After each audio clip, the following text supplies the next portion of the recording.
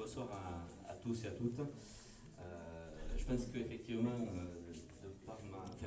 lors de ma première venue il y a 3 ans, j'ai découvert ce groupe ce noyau de filles qui a grandi depuis, qui a parcouru un chemin important. J'ai vu la deuxième mi-temps de votre match tout à l'heure. J'en ai reconnu quelques-unes et effectivement la progression est relativement importante. Je vais revenir plus sur l'aspect de l'organisation du club et du rôle que tient le label école de football garçon ou le label féminin dans la structuration du club.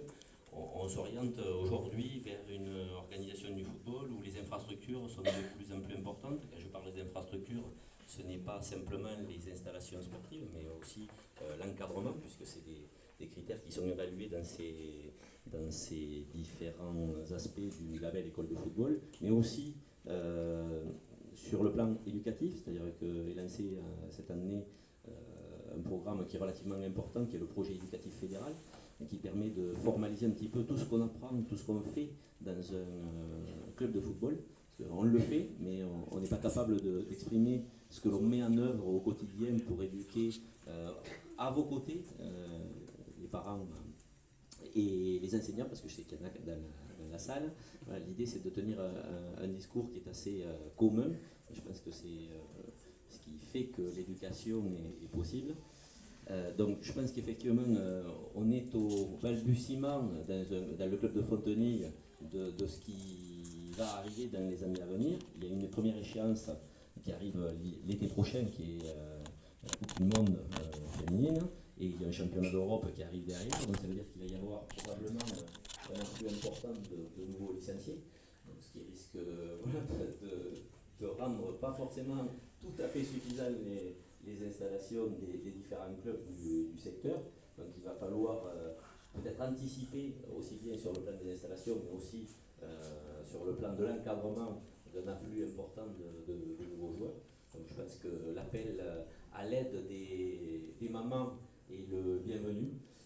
Je pense aussi que dans le cadre du projet éducatif fédéral, les présidents du district de la Ligue toucheront sûrement un mot tout à l'heure. L'importance d'un binôme pour les catégories des plus petits, féminins et masculins, me paraît être un élément indispensable à la fidélisation de nos licenciés. Que nos licenciés quittent la discipline pour aller voir d'autres activités quand ils la commencent très tôt, c'est pas très important. Je pense qu'ils ont envie d'aller voir d'autres horizons, ce qui se fait dans d'autres disciplines, c'est pas un problème. Simplement, il ne faut pas qu'ils partent de notre discipline en ayant été déçus. C'est-à-dire qu'ils aient la possibilité d'y revenir en ayant fait d'autres expériences. Par contre, ce qui est problématique, c'est qu'ils goûtent à la pratique football et qu'ils n'y trouvent pas leur compte. Voilà. Donc juste, c'est peut-être un appel un petit peu encore au niveau des municipalités, mais également auprès des parents qui constituent la force vive d'un club. Impliquez-vous. Dans les 2 années à venir, je pense vraiment qu'on a vraiment besoin de vous pour construire des clubs forts et qui ont une durée de vie dans le temps qui se positionnera de façon pérenne. Merci à vous tous et merci déjà de l'effort que vous faites au quotidien pour accompagner vos filles dans les différentes compétitions, les supporter le samedi, le dimanche et sur les entraînements le mercredi après.